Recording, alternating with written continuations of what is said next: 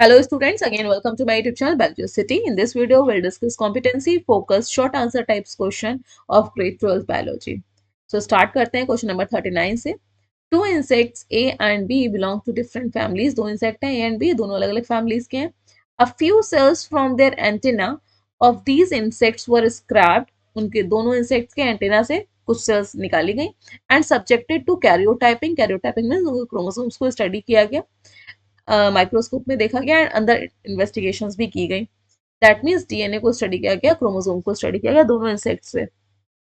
The following data was obtain, नीचे दिया गया डेटा मिला. Studied carefully and answer the question. क्या दिया गया है, इधर ए इंसेक्ट का इधर बी इंसेक्ट का. नंबर ऑफ क्रोमोसोम 16 है और 8 है. जैसे ही आप 16 देखेंगे तो आपको माइंड में क्लिक होना चाहिए कि 16 आपने कहाँ पढ़ा है पूरे सिलेबस में. जो आपका 16 क्रोमोसोम है वो किसके सेक्स डिटर्मिनेशन में, हनी बी के में है, और जो 8 है वो ड्रोसोफिला मेलानोगास्टर में है. आगे चलते हैं. सेक्स क्रोमोसोम एब्सेंट है, यहाँ पे होते ही नहीं है सेक्स क्रोमोसोम. और ये जो आपका एब्सेंट सेक्स क्रोमोसोम किसके केस में होता है, हनी बी के केस में, जहां पे number of set of chromosome determine करता है कि मेल हनी बी है कि फीमेल हनी बी है. अलग से कोई क्रोमोसोम नहीं है, स्पेशल क्रोमोसोम नहीं है जो सेक्स डिटरमाइन करेगा हनी बी का. और वहीं पे बी वाले इंसेक्ट्स में एक्स एक्स दो अलग अलग सेक्स क्रोमोसोम है, वो भी एक्स एक्स है और इंसेक्ट्स हैं. और ये ड्रोसोफिला भी इंसेक्ट है, मक्खी, और एक्स एक्स है. पार्थेनोजेनेसिस हो रही है पहले वाले में और दूसरे वाले में नहीं हो रही है. तो पार्थेनोजेनेसिस के प्रोसेस से अब किसमें होता है, हनी बी के केस में होता है. Male honey bee parthenogenesis process से बनते हैं जिसमें कि development of egg without fertilization होता है. गैमीट फॉर्मेशन माइटोसिस के थ्रू हो रहा है क्योंकि 16 सिंगल सिंगल कॉपी है. नेक्स्ट गैमीट बनेगा 16 16 ही जाए तो माइटोसिस के थ्रू होगा. और यहाँ पे 8 जो है वो 4 पेयर के फॉर्म में होते हैं. सो क्वेश्चन पूछ रहा है identify A and B. Clear answer है इसका. ए क्या है आपका, हनी बी है. बी क्या है आपका, Drosophila melanogaster. Mention the sex of A. A क्या है, सिंगल सेट ऑफ क्रोमोसोम है 16 है. और हनी बी का सेक्स डिटरमिनेशन है 16 किसके होते हैं, सिंगल सेट जिसमें होगा वो मेल हनी बी होगा. तो ये मेल है जो ए को शो किया गया, मेल हनी बी को. और यहाँ पे एक्स एक्स है और एक्स एक्स ड्रोसोफिला मेलानोगास्टर में फीमेल को शो किया गया. तो आंसर को एक बार देख लेते हैं यहाँ पे. सो ए हनी बी है, बी आपको ड्रोसोफिला है, ए मेल हनी बी है और B female Drosophila melanogaster. Next question, question number 14. I have already discussed in my previous video, so I am skipping this. So here is the answer of question number 40. Now question number 41. Tisha and Ravi were discussing about DNA replication. Tisha and Ravi DNA replication के बारे में discuss कर रहे थे. In a given DNA sequence, नीचे दिया गया sequence है, and made two statement. Tisha Ravi ने इस DNA को देखते हुए, सीक्वेंस को देखते हुए दो स्टेटमेंट दिए. तिशा का कहना क्या है देख लेते हैं. Tisha, each of the two new daughter strand formed after DNA replication. जो दो और स्ट्रैंड बनेंगे, दो स्ट्रैंड कैसे बनेंगे, C T A G C C C A G C. तो इसका दूसरा स्ट्रैंड क्या होगा सामने, A T C ji ji G T C जी. और वहीं पे ये वाला भी ओपन हो चुका होगा. नीचे वाला ये 3 टू 5 ऑलरेडी पुराना वाला था, मैं रेड कलर से पुराने को शो कर रही हूँ. 5 टू 3 ये पुराना वाला है. तो A T C ji ji G T C जी. तो इसमें इसके सामने भी नया बनेगा, A T, sorry not A T, A के सामने यहाँ पे टी आएगा. तो here it is T A G C C C A G C. तो ये दो स्ट्रैंड बन गए. एक ऊपर वाले ये पूरा डीएनए और नीचे वाला जो डीएनए है ये इतना डीएनए ये. तो तिशा क्या कह रही है कि each of the two new daughter strand, जो दो नए डॉटर स्ट्रैंड बने हैं, जो मैंने ग्रीन कलर से यहाँ पे शो किया है, formed after DNA would have identical base sequence. दोनों में आइडेंटिकल होगा, दोनों कॉपी है. नहीं, आप देख सकते हैं यहाँ पे ए है तो इस वाले स्ट्रैंड नया जो फॉर्म हुआ है यहाँ पे टी है, यहाँ पे टी है तो ये ए है. दोनों आइडेंटिकल नहीं है तो इसका स्टेटमेंट तो बिल्कुल गलत है. The nucleotide sequence of one daughter strand would be identical to that of the coding strand. हाँ, coding strand क्या identical होगा, coding strand वो होता है जो कि कोड ओके जिससे कि एमआरएनए बन रहा होता है. तो एक जो होगा वो कोडिंग स्ट्रैंड के जस्ट आपका आइडेंटिकल होगा. ये बिल्कुल सही बोल रहा है कि भाई दो स्ट्रैंड है तो जिसमें से एक तो कोडिंग स्ट्रैंड के आइडेंटिकल होगा, एमआरएनए कॉपी जिससे बनेगी. So who made the correct statement, Ravi ने करेक्ट स्टेटमेंट दिया है. Give reason of your answer. क्योंकि जो डीएनए रेप्लिकेशन होता है वो किसके ऊपर बेस्ड होता है, कॉम्प्लीमेंटेरिटी ऑफ बेसिस के बीच में होता है, तो नया स्ट्रैंड हमेशा कॉम्प्लीमेंट्री स्ट्रैंड बनता है। So here is the answer. Ravi ने सही दिया है यहाँ पे, इन दोनों को स्टेटमेंट को जो रीजन दिया है, दोनों जो नए स्ट्रैंड फॉर्म हुए हैं, मैंने जो ग्रीन कलर से फॉर्म किए थे, जो ग्रीन कलर से फॉर्म किया था, ये दोनों ही अलग अलग स्ट्रैंड बने, तो इन दोनों को शो कर दिया गया है आंसर में, दोनों स्ट्रैंड नए। फिर उसके बाद दूसरा क्वेश्चन क्या बोल रहा है,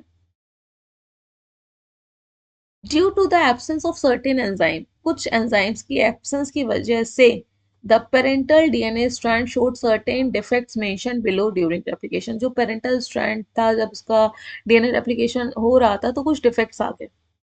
identify the enzyme in each case. दो केस दिए गए, उसमें एंजाइम बताना है कौन सा डिफेक्टिव हो गया, क्या कौन सा एंजाइम उस पर्टिकुलर डिफेक्ट के लिए रिस्पॉन्सिबल है। तो पहला है the parental DNA strand super coils and eventually breaks, super coil हो जाता है। सी जो डीएनए है वो कुछ इस तरह से होगा, ठीक। इसको ओपन, हेलिक्स को ओपन करने के लिए एक एंजाइम है जिसका नाम है टोपोआइसोमरेज, वो एक स्ट्रैंड पे क्या लगाता है, कट लगाता है, जिसकी वजह से ये इजीली ओपन हो जाए। क्योंकि अगर डीएनए एक साइड से ओपन हो गया है, इस तरह से ओपन हो रहा है, तो ये खुलता चला जाएगा, और दूसरा ज्यादा खुल रहा होगा इस जगह से, अगर ये खुल ओपन हो रहा है तो ये अगर कट नहीं होगा तो बहुत ज्यादा कॉइल हो जाएगा ऊपर की साइड में अगर इसको ओपन करेंगे। तो ये जो एंजाइम है वो कौन सा है, टोपोआइसोमरेज रोल प्ले करता है टेंशन को ब्रेक करने के लिए, कि टेंशन ना हो और इजिली ओपन हो जाए। नेक्स्ट है the growing DNA strand had lot of mismatch nucleotide, जो नए न्यूक्लियोटाइड ग्रोइंग चेन में ऐड करता है वो एंजाइम का नाम है डीएनए पॉलीमरेज। तो डीएनए पॉलीमरेज सही तरह से काम नहीं कर रहा है। सो जो आपके अभी तक रिसेंट फ्रीक्वेंटली क्वेश्चंस हैं डीएनए रेप्लिकेशन से, तो डायरेक्टली कभी पूरा पूरा रेप्लिकेशन वाला नहीं पूछा गया है। मोस्ट ऑफ द केसेस में डीएनए रेप्लिकेशन में अलग अलग एंजाइम्स के रोल्स को ही पूछा गया है, तो आपको वो याद करना पड़ेगा। डीएनए पॉलीमरेज नए न्यूक्लियोटाइड को जोड़ता है, टोपोआइसोमरेज एक अनकॉइलिंग में एक डीएनए के स्ट्रैंड में कट लगाता है और टेंशन को ब्रेक करता है। हेलिकेज क्या करता है, हाइड्रोजन बॉन्ड को ब्रेक करता है, सो दैट दोनों स्ट्रैंड सेपरेट हो जाते हैं। Single stranded binding protein for a time being दोनों स्ट्रैंड को अलग रखते हैं जब तक कि डीएनए पॉलीमरेज नए न्यूक्लियोटाइड को उसके कॉम्प्लीमेंट्री के बेसिस में ना जोड़ दे। तो ये आपको सारे एंजाइम्स याद ही करने पड़ेंगे। Next question, find out the number of base pairs in E coli DNA. E coli के डीएनए में नंबर ऑफ बेस पेयर निकालना है if it's DNA is 1.02 millimetre long. ठीक, जो वॉटसन एंड क्रिक का डीएनए का मॉडल है उसके अकॉर्डिंग जो नाइट्रोजनस बेसेस हैं उनके बीच की डिस्टेंस आपको पता होनी चाहिए। ठीक, ये दो स्ट्रैंड है या न्यूक्लियोटाइड्स हैं, तो यहाँ पे नाइट्रोजनस बेसिस है 90 डिग्री पे। इन सब न्यूक्लियोटाइड्स या नाइट्रोजनस बेसिस की जो बीच की डिस्टेंस है वो कितनी है आपकी, या तो आप बोलोगे 0.34 नैनोमीटर है, या फिर आप एंगस्ट्रॉम में निकालोगे तो 3.4 एंगस्ट्रॉम है। तो आप किसी को भी लेके सॉल्व कर सकते हैं इस क्वेश्चन को। ठीक, तो जो डीएनए की लेंथ है वो कितनी है, 1.02 mm है, and 1 millimeter is equals to 10 to the power 7 angstrom आप बोल सकते हो, या फिर 1 millimeter is equals to 10 to the power 6 nanometer. तो डीएनए को आप इसकी वैल्यू को चेंज करेंगे, अगर हम डीएनए की जो लेंथ दी गई है नैनोमीटर में सपोज निकाल रहा है तो 1.02 into 10 to the power 6 nanometer हो जाएगी। दो बेसिस के बीच की डिस्टेंस नैनोमीटर में क्या है, 0.34। तो टोटल नंबर ऑफ बेसिस कितने हो जाएंगे, नंबर ऑफ बेस पेयर्स क्या करेंगे, total length 1.02 into 10 to power 6 nanometer divided by 0.34 nanometer. Nanometer से नैनोमीटर कट गया तो नंबर में ऑफ बेसिस आ जाएंगे, नंबर में आना है, मीटर में नहीं होना चाहिए।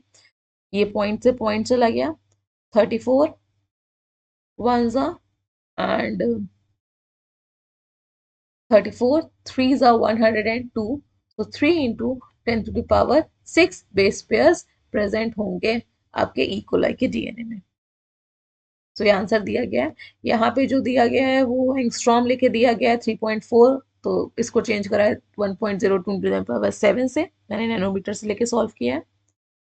Next question, a couple struggled with infertility for an extended period.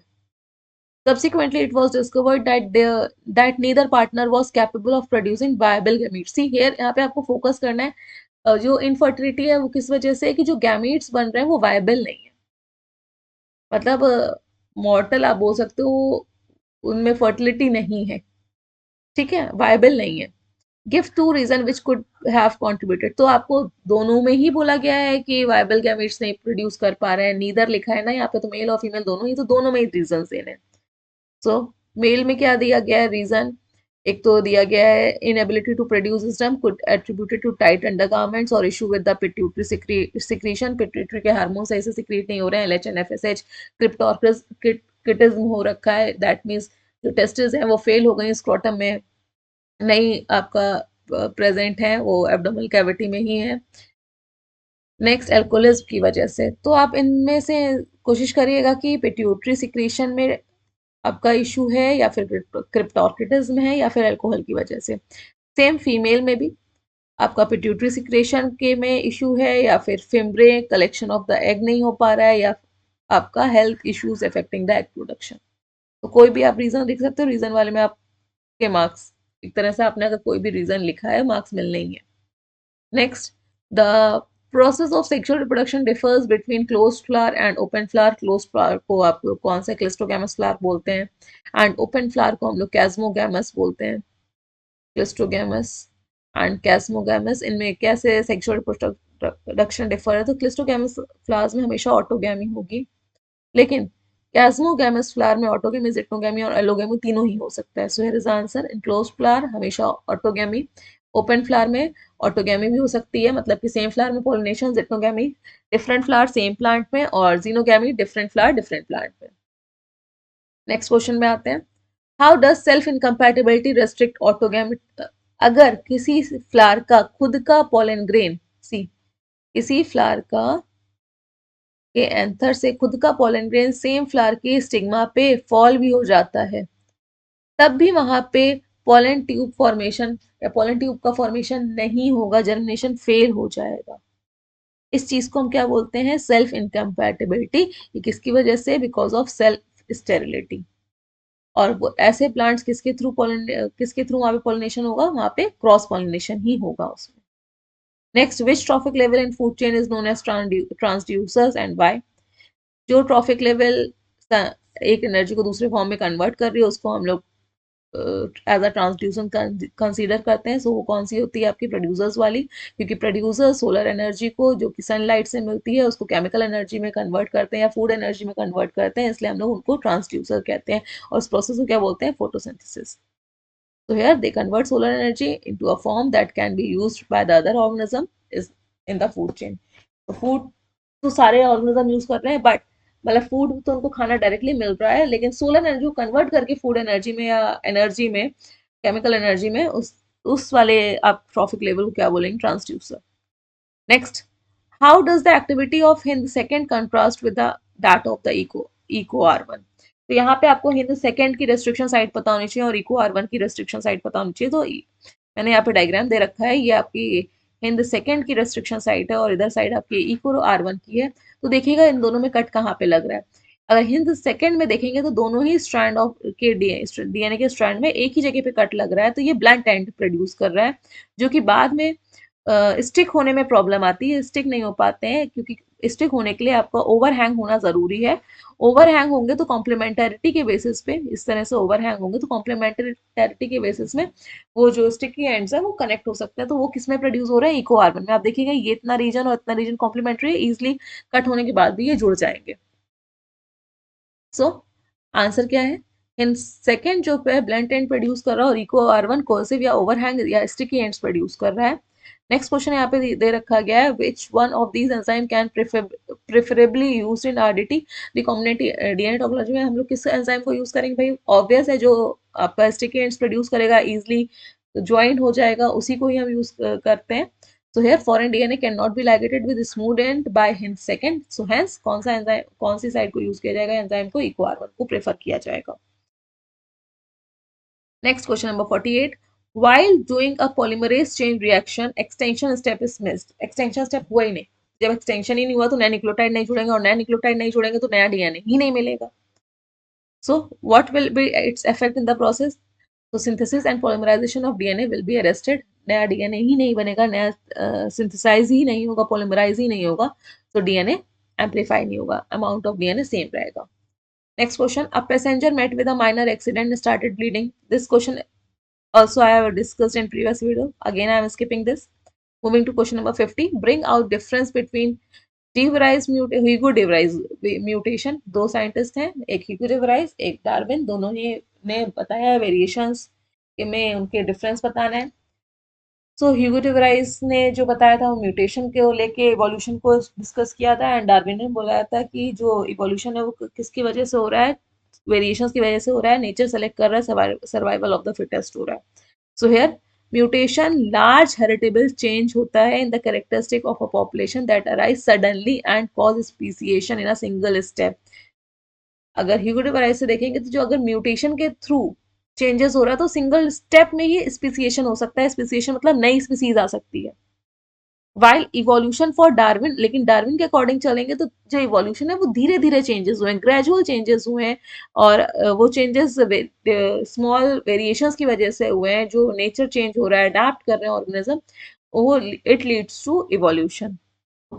So here mutations are random and directionless. जो म्यूटेशंस होते हैं वो रैंडम होते हैं और कोई भी डायरेक्शन नहीं होता है, वो पॉजिटिव भी हो सकते हैं, नेगेटिव भी हो सकते हैं. But while variations are small and direction, जो वेरिएशंस होते हैं वो स्मॉल होते हैं, धीरे धीरे हो रहे होंगे, और लेकिन डायरेक्शनल होगा, चेंजिंग एनवायरनमेंट के अकॉर्डिंग होगा, चेंजिंग कंडीशन के अकॉर्डिंग होगा. Next question. If there are 303 bases in an RNA that codes for a protein. तो सी सपोज हम यहाँ पे आरएनए बना लेते हैं, तो 1 से लेके इसमें कितने आपके बेसिस हैं, पूरा लास्ट तक इसे आरएनए में 303 बेसिस हैं. बेस इसमें basis for a protein with 100 amino acid. ये कितने अमीनो एसिड बनाएंगे, 100 अमीनो एसिड बनाएंगे, 100 अमीनो एसिड, 100 अमीनो एसिड की पॉलीपेप्टाइड बनेगी. And the base at position of 241, 241 base की पोजीशन पे, सपोज यहाँ पे कहीं 241 प्लेस पे एक बेस पेयर डिलीट हो जाता है, यहाँ से डिलीट हो गया, रिड्यूसिंग द आरएनए लेंथ. अब आरएनए की लेंथ कितनी हो गई, 302 बेसिस की हो जाएगी. अब पूछ रहा है how many amino acid will be alter during translation. कितने अमीनो एसिड अब अल्टर हो जाएंगे इस एक बेस के डिलीट होने से. कौन सी पोजीशन पे हो रहा है, 241 पे हो रहा है, तो इसके पहले हमें तीन तीन के सेट के कोडॉन को स्टडी करना पड़ेगा. तीन तीन के सेट एक एक एमिनो एसिड को कोड करता है, तो ये 3 का मल्टीपल देखना है. तो 241 क्या 3 का मल्टीपल है, नहीं है.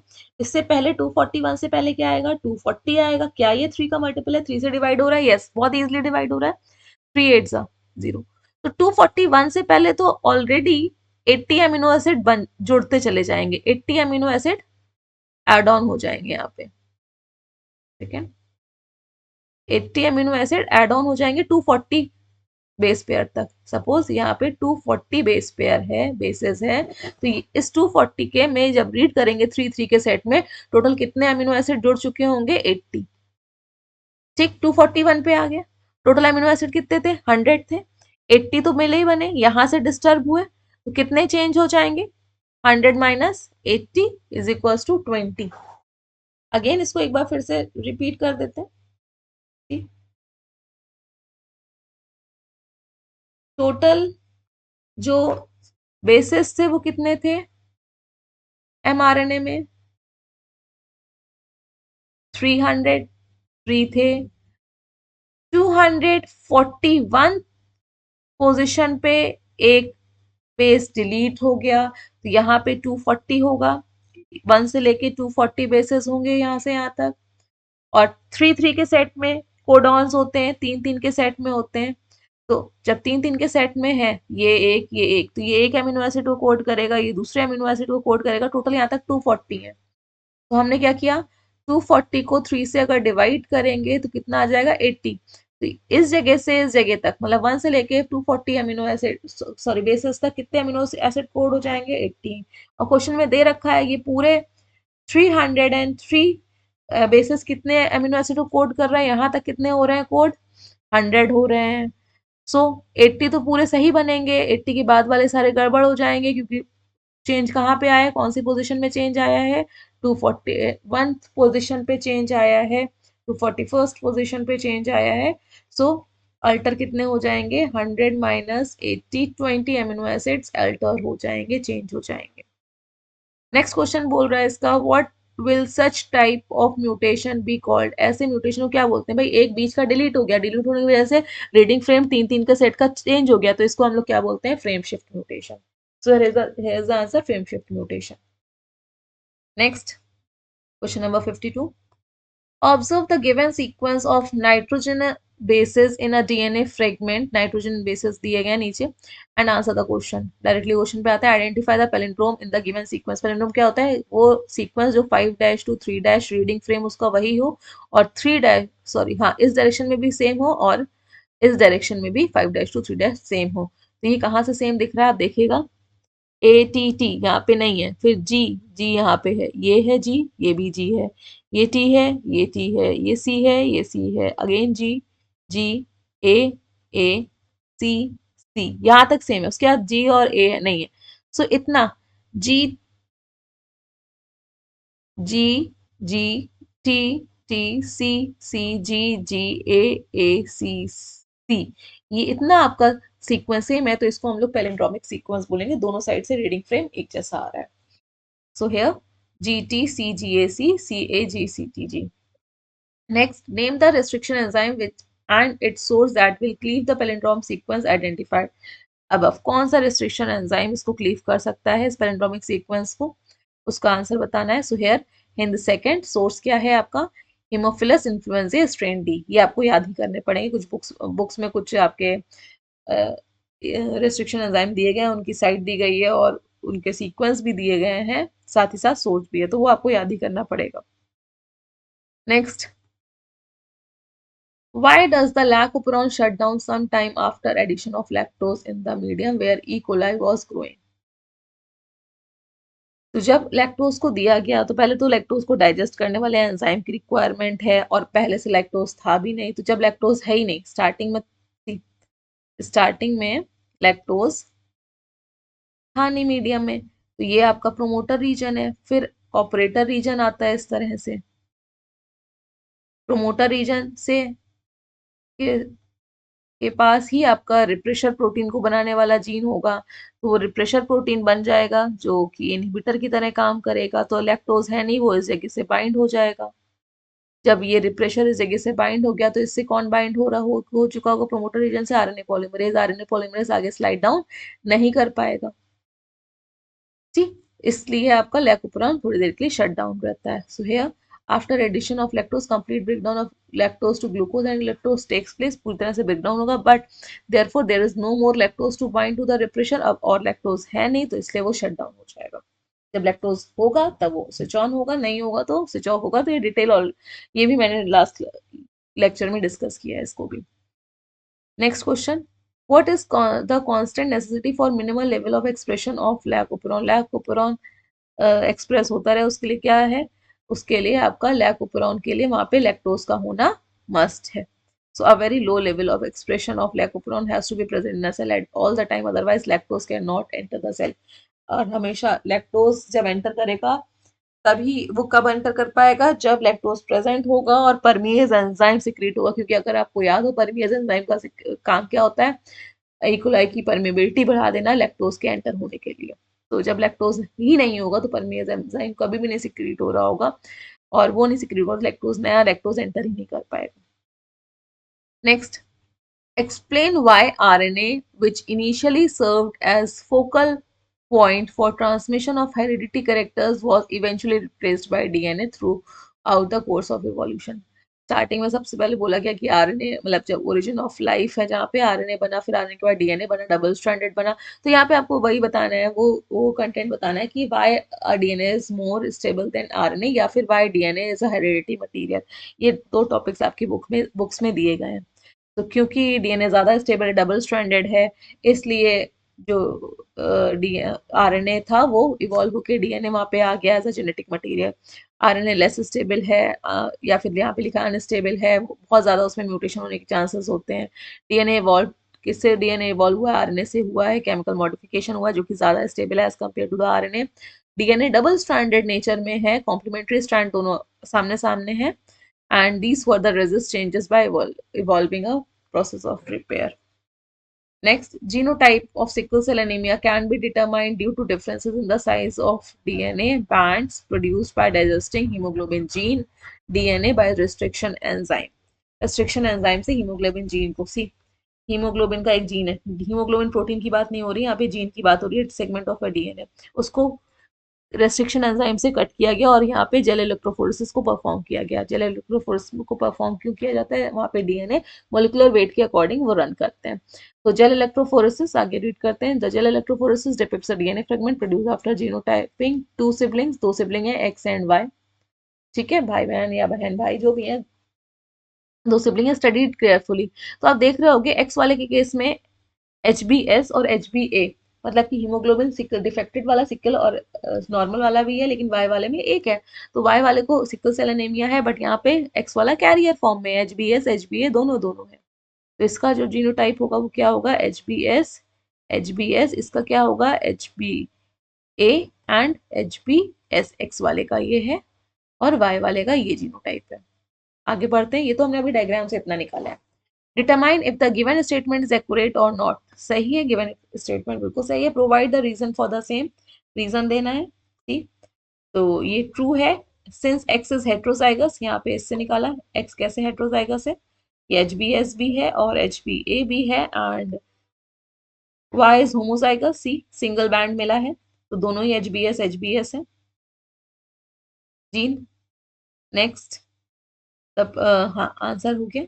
Both parent must be heterozygous, दूसरा क्वेश्चन यहाँ पे आई थिंक दूसरा है, the parent of individual X and Y are heterozygous, हाँ हेट्रोजाइगस होंगे ही, तभी तो ये आपका एक कैरियर हो गया और एक डिफेक्टिव हो गया। Next, identify the allele which gives a DNA fragment of larger size का कौन देगा?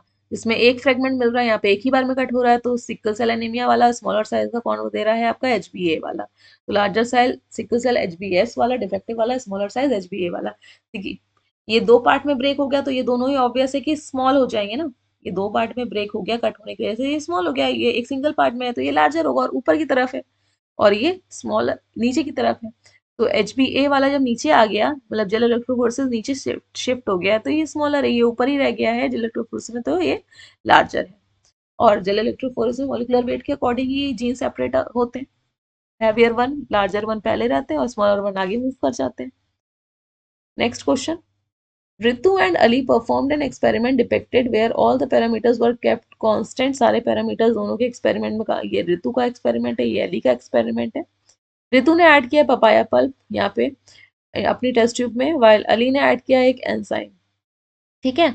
और इन दोनों के ही टेस्ट ट्यूब में देखिएगा और भी कुछ पहले से ही प्रेजेंट है, यहाँ पे लिखा हुआ है लाइव आर टाइप दोनों बैक्टीरिया है, R strain and heat killed S type. ये ट्रांसफॉर्मेशन वाले एक्सपेरिमेंट में हमने स्टडी किया वो ग्रिफिथ के heat killed S type and R type के केस में, और इसको मॉडिफाई किया था ग्रिफिथ के एक्सपेरिमेंट को तीन साइंटिस्ट ने, तो मॉडिफाइड वाला है। In Ritu's case name the process responsible for the conversion.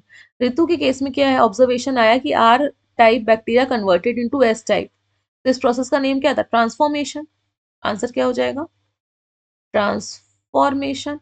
Identify the enzyme x, यहाँ पे ट्रांसफॉर्मेशन नहीं हुआ, that means heat killed S type वाले का, सी हीट किल्ड एस टाइप वाले का जो डीएनए था वो डाइजेस्ट हो चुका होगा, जिसकी वजह से वो आर वाले बैक्टीरिया में एंटर ही नहीं गया, तो आर वाला ट्रांसफॉर्म ही नहीं हुआ, तो ये कौन सा एंजाइम है? आपका डीएनएज है, डीएनएज। ये पूरा एक्सपेरिमेंट है आपका, डीएनएज एंजाइम है जिसकी वजह से आर स्ट्रेन अली वाले एक्सपेरिमेंट में ट्रांसफॉर्म नहीं हो पाया, कन्वर्ट नहीं हो पाया एस स्ट्रेन में, नीचे बॉक्स में लिखा है नहीं हो पाया। इससे हम लोगों को आंसर निकालना था जो नीचे ऑब्जर्वेशन दी गई है। X enzyme DNase. Give a possible reason for the observation made by Ritu and Ali. Ritu ने जो पपाया पल्प यूज किया था, तो पपाया में क्या थे? प्रोटीएज एंजाइम थे, प्रोटीज एंजाइम की वजह से यहाँ पे हीट किल्ड असिस्टेंट में प्रोटीन डाइजेस्ट हो गया, बट डीएनए तो उसका बचा हुआ है और डीएनए ही ट्रांसफॉर्म कर रहा था आर वाले टाइप को according to Griffith experiment. And जो अलीन एंजाइम ने जो डीएनए दिया था, डीएनए किसका, डीएनए मतलब डाइजेस्ट हो गया हीट किल्ड एस वाले का, जिसकी वजह से आर वाला ट्रांसफॉर्म नहीं हो पाया। सो हियर नाम क्या, पहले का आंसर ट्रांसफॉर्मेशन था, डीएनए सर ऋतु ने बनाना पपाया पल्प लिया था, इसमें प्रोटीएज था तो प्रोटीन डाइजेस्ट हो गया, डीएनए बचा रहा इसलिए ट्रांसफॉर्मेशन हो गया। अली ने डीएनए लिया था जिसकी वजह से डीएनए डाइजेस्ट हो गया और ट्रांसफॉर्मेशन नहीं हो पाया। Next question, question number 56, study the figure of an ecological pyramid given below. ये इकोलॉजिकल पिरामिड को नीचे पढ़ना है। Identify the type of pyramid, आप देख रहे होगे यहाँ पे पेड़ का नंबर ज्यादा उससे कम आपका जिराफ का, उसके कम आपका लोएंट का है, तो ये पिरामिड ऑफ नंबर है, pyramid of number. Next, give two examples of pyramid mention. अब पिरामिड ऑफ नंबर के दो एग्जांपल देने हैं, ग्रासलैंड इकोसिस्टम या फिर pond ecosystem. Here is the answer, grassland ecosystem या pond ecosystem. Last question 57th वाले का, which is the top trophic level shown in the figure. ट्रॉफ वाली लेवल की क्या है, आपके प्रोड्यूसर्स हैं, प्रोड्यूसर्स खाने वाले प्राइमरी कंज्यूमर, प्राइमरी कंज्यूमर खाने वाले सेकेंडरी कंज्यूमर, तो ये आपका सेकेंडरी कंज्यूमर है, ठीक, सेकेंडरी कंज्यूमर या फिर आप कार्निवोर भी बोल सकते हो। Next, a doctor prescribed a drug as a sedative and a painkiller to a patient who has undergone surgery। एक पेशेंट है, इसकी सर्जरी हुई है तो सर्जरी की वजह से डॉक्टर ने उसको नींद की गोली एंड पेन किलर दिया है पेशेंट को। इवन आफ्टर रिकवरी, पूरी तरह से वो पेशेंट रिकवर हो गया है, ही इनडिस्क्रिमिनेटली टुक द मेडिसिन, वो फिर भी वो मेडिसिन ले रहा था and later crave for the same, और फिर बाद में उसको उसकी लत पड़ गई कि हाँ चलो वो दवाई खा लेते हैं क्योंकि पेन किलर और नींद आती है अच्छी। So what do you conclude about his condition. ये ड्रग अब्यूज को वाला टॉपिक है तो पूरा थ्योरेटिकल है, अभी एक बार रीड कर देंगे सारे आंसर्स को एंड देख लेते हैं सेकंड क्वेश्चन को भी। Suggest any two measures to him to overcome this problem.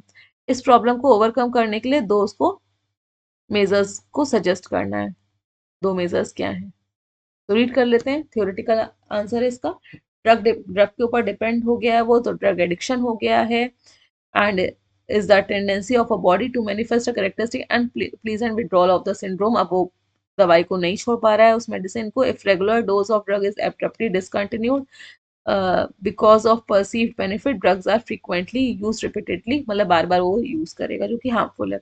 तो क्या करना चाहिए मेजर उस चीज को ओवरकम करने के लिए, प्रॉब्लम को एजुकेट करना चाहिए, काउंसलिंग करनी चाहिए, to channelise the energy into the healthy pursuit like reading, अपनी जो एनर्जी उधर उस तरफ से मतलब ड्रग एडिक्शन पे ना हो, दूसरी जगह पे अपने आप को इन्वॉल्व करने चाहिए, like reading, music, yoga and other extra curricular activity, या पेरेंट्स से हेल्प मांगनी चाहिए, to guide the person appropriately and immediately, तुरंत उस पर्सन को गाइड करना चाहिए ठीक से, या फिर तब भी नहीं हो रहा है तो प्रोफेशनल की हेल्प लेनी चाहिए, मेडिकल हेल्प लेनी चाहिए, to help the person to get rid of the problem completely with sufficient efforts and willpower। So this is all about the short type answer question। मैं थोड़ा सा ये स्पीड में पढ़ाया है, अगर कोई भी क्वेश्चन में फिर भी डाउट हो तो आप कमेंट में लिख सकते हैं।